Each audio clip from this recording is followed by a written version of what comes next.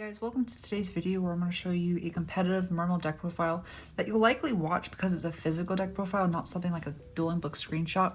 I try to make this build as competitive as possible. It's a fairly larger main deck count and I don't really need to explain too much why, other than just being able to draw less of your bricks is pretty optimal with this type of build.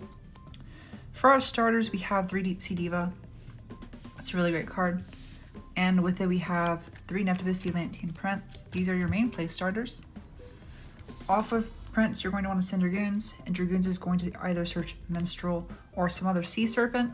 And the last Atlantean we do play is the 1 copy of Heavy Infantry. You don't really use this as an extender as much as other cards, hence why it's at 1.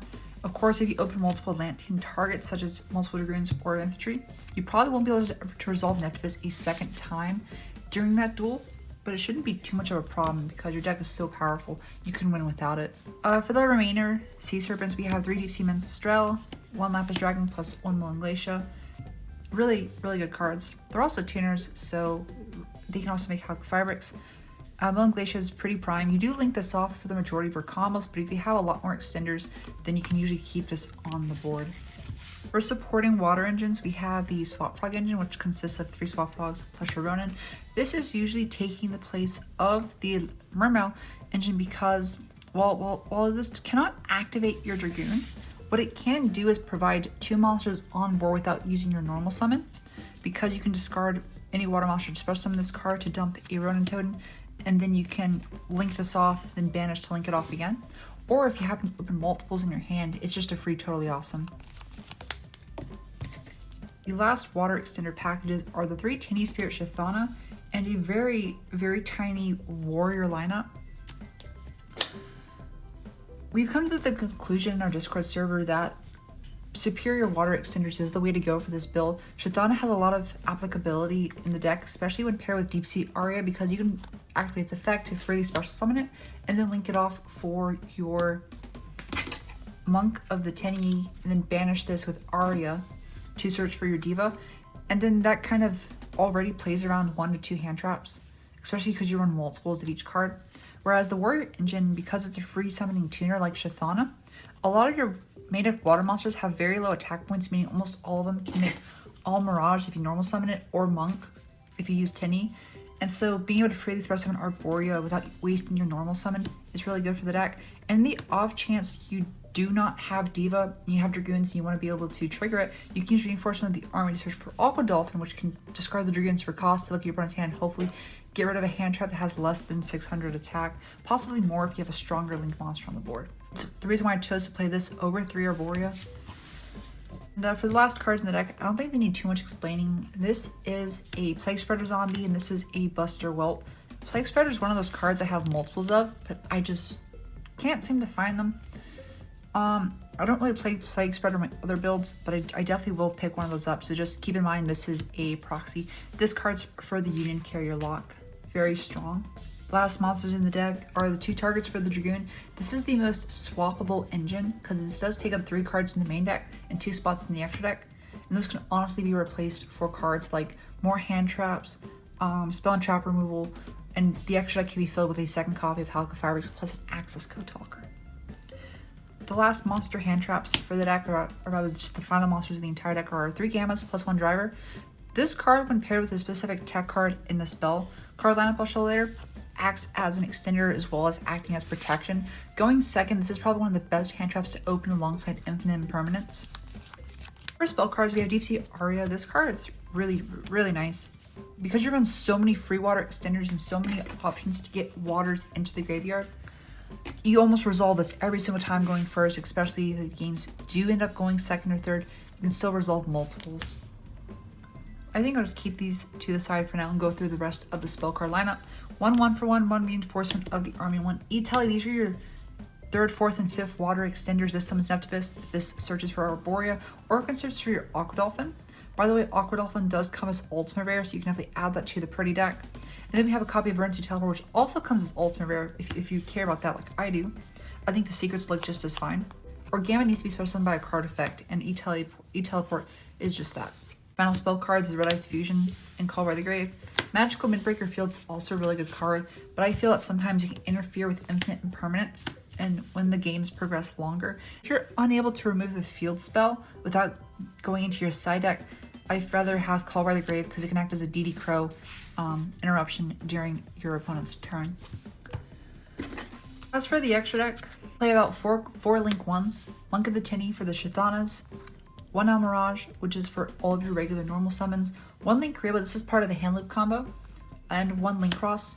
I don't have this card. I don't know if I really want to pick one up physically, simply because I'm not really playing this in my other builds, and there's a very high likelihood of it actually getting hit on the next ban list, because Halka Fiber's Shenanigans still exists. This deck is literally the poster child of that stuff.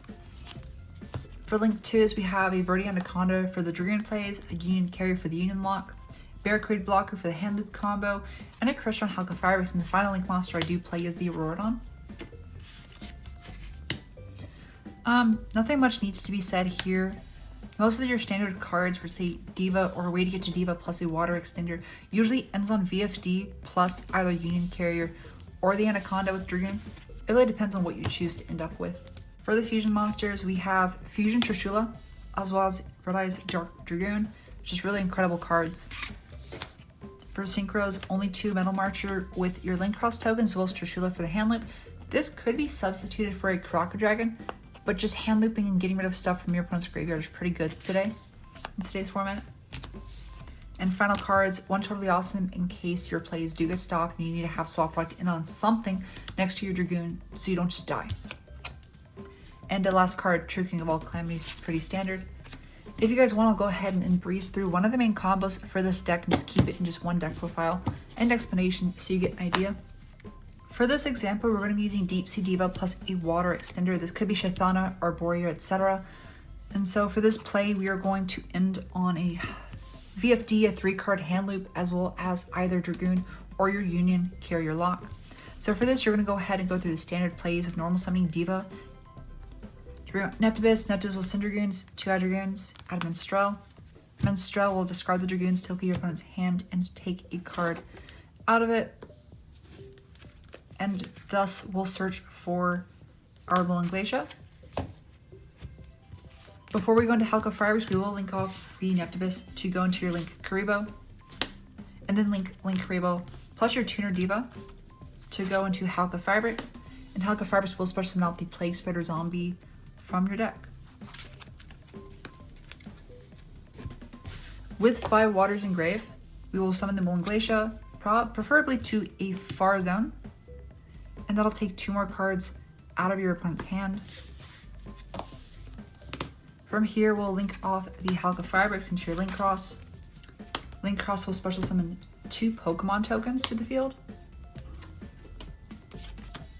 We will tribute one of these tokens to special summon the Link Kuriboh that we linked off earlier in the combo. And we will synchro summon a level 1 token plus Plague Spreader into your Metal Marcher, and Metal Marcher will revive the level 3 tuner in your graveyard. In this case, it's Deepsea Minstrel. Next, we're going to link off your Link Cross plus your Link Kuriboh into your Barricade Blocker. This is just your generic Link 2 machine monster.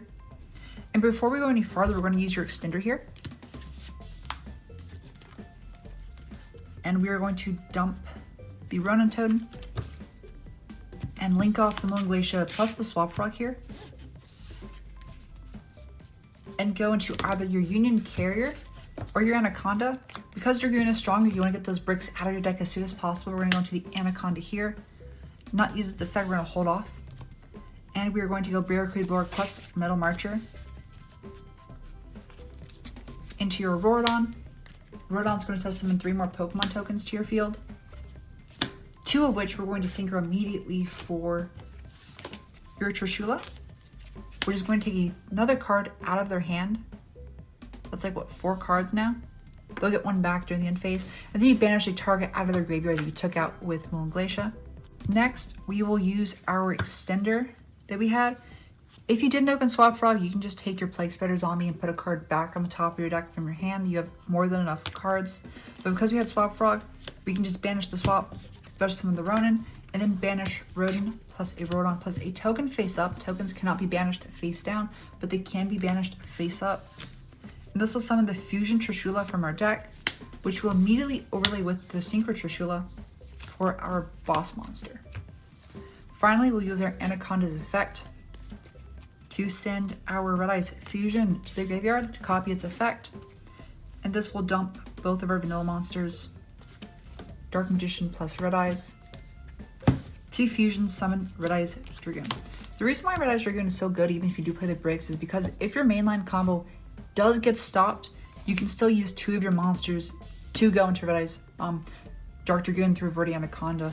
And if not, you still have some other cards in your extra deck, like Totally Awesome or Unicarry to make another lock.